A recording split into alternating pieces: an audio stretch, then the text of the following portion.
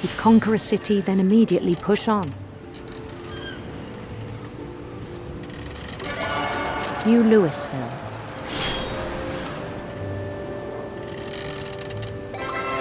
St. Louis.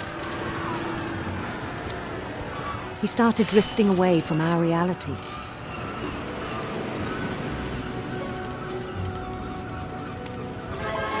Minneapolis, until one day he forgot to go home from the cannery. Even as his mother pleaded with him, part of Louis kept sailing on.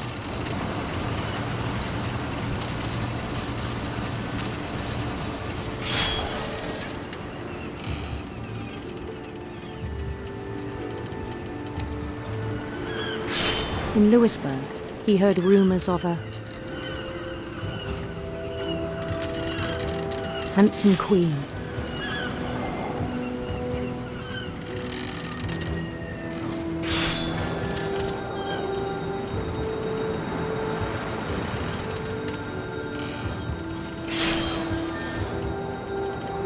The queen was on her own quest for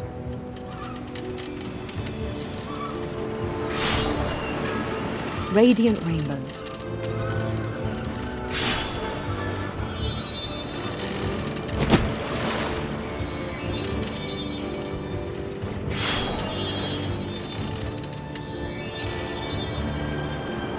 He followed the sound of her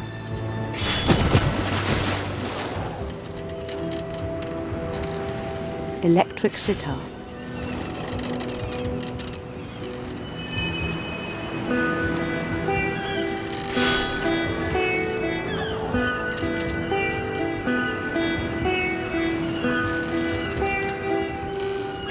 His chase led him to a golden palace east of the sun and west of the moon. Even then, his logic remained sound. He knew the world was all in his imagination.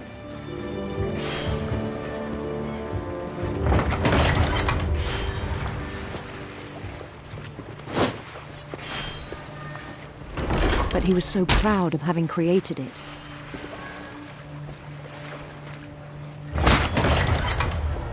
In his own eyes, he'd become something greater than a king.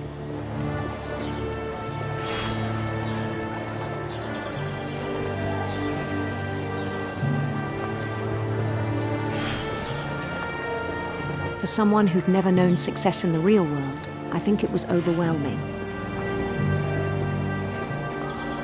And then it struck him that the real Louis was not the one chopping salmon, but the one climbing the steps of a golden palace.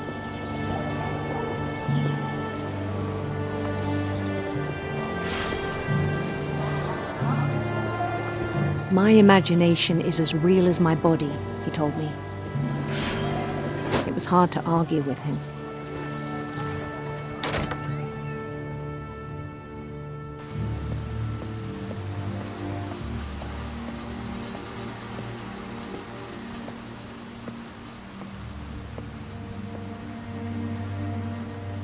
He began to forget the world we know.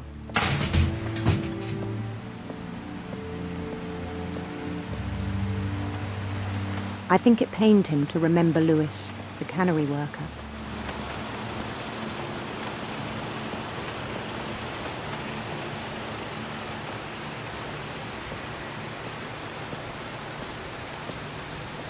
He began to despise the man with a royal contempt.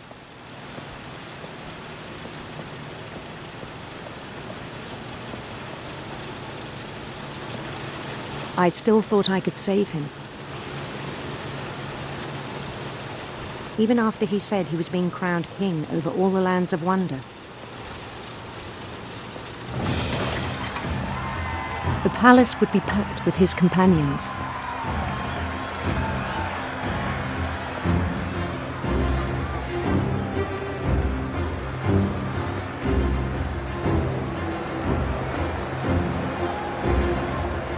Including the wise Calico who'd insisted on inviting him.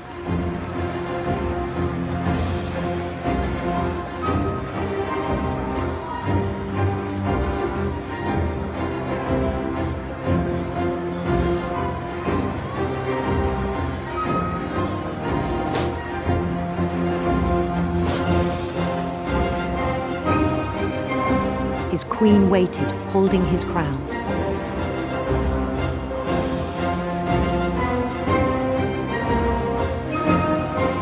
There was only one thing left to do.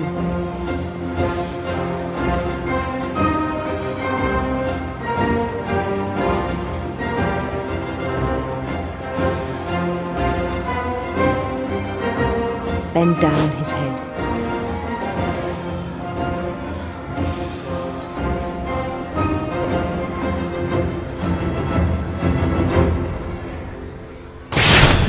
And the rest I think you know. Mrs. Finch, your son was a kind man who will be missed by all of us who knew him.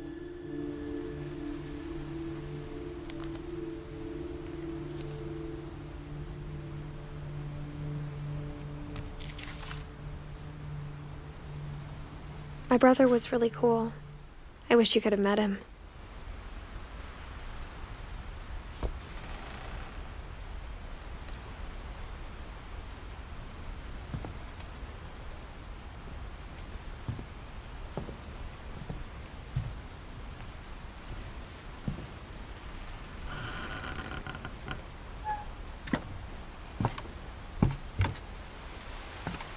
On the way back from Lewis's funeral, my mom told me to start packing. She waited until the day before we left to tell Edie. I'm not sure if she wanted to make it easier or harder.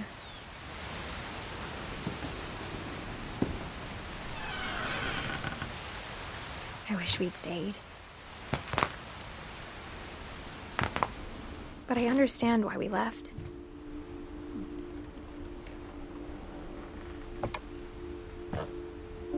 My mom ended up leaving everything behind.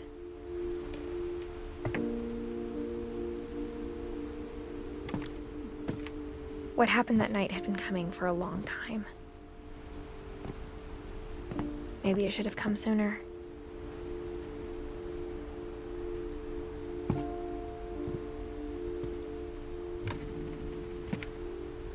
But it had to end one way or another. All that's left now is to tell you about that last night.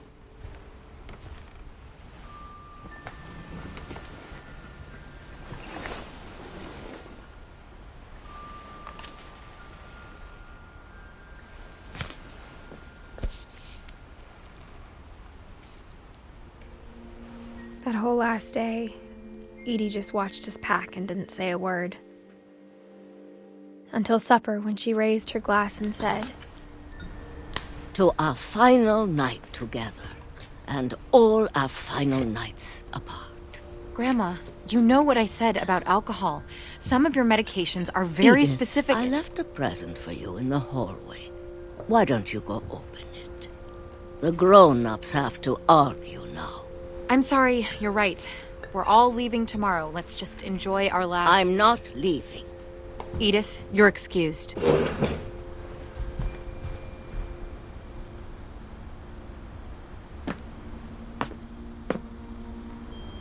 The power had been shut off that morning, but Edie always had plenty of candles. When my mom sealed the library, I don't think she knew about the other entrance. Or that Edie had a key to it.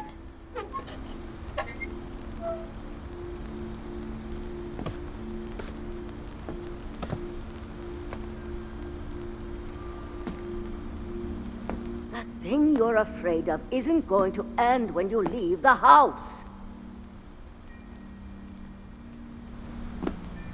Edith has a right to know these stories. My children are dead because of your stories. I think it's best if Edith and I leave tonight. We'll have the nursing home send a van for you in the morning, okay?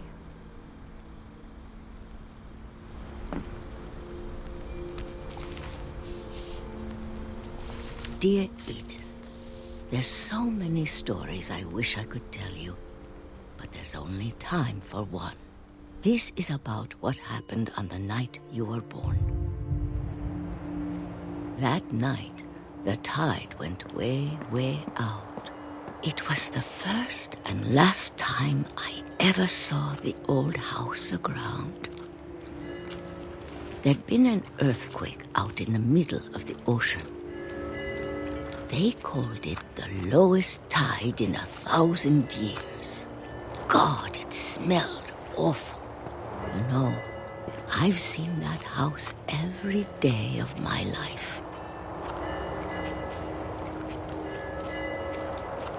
But I never thought I'd go back to it.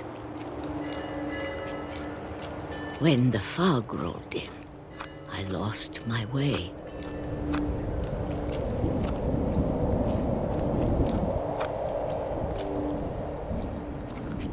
I got turned around.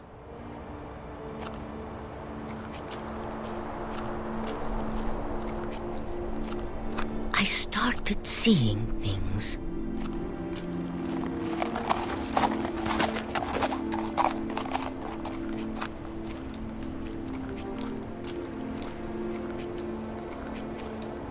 Things I'd forgotten had ever existed.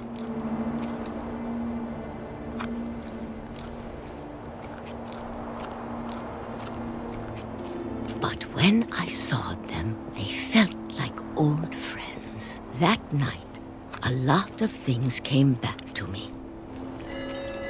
Or maybe I came back to them.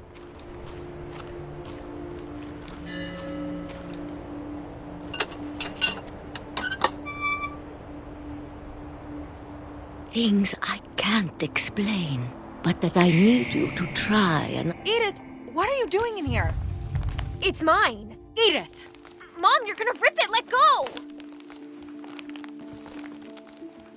I kicked and screamed, but Mom dragged me to the car. I never saw Great-Grandma Edie again. The next morning, the band came to pick her up, but she was already gone. After that, we moved around a lot.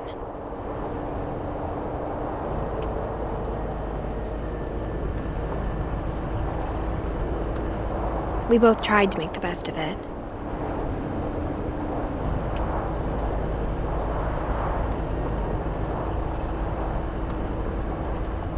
A few years went by.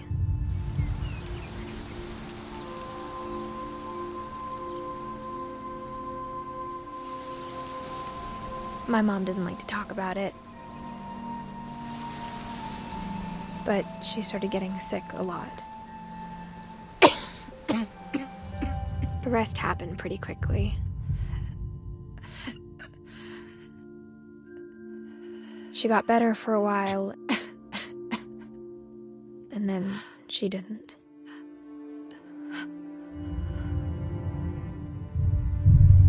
And then I was alone.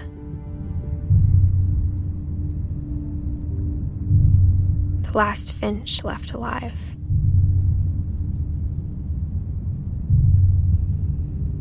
Until I found out about you. I'm still not sure what to tell you about all this. If we lived forever, maybe we'd have time to understand things. But as it is, I think the best we can do is try to open our eyes. And appreciate how strange and brief all of this is. This journal was supposed to be for you. But now I hope you'll never see it. I just want to meet you and tell you all these stories myself. But I guess if you're reading this now, things didn't work out that way.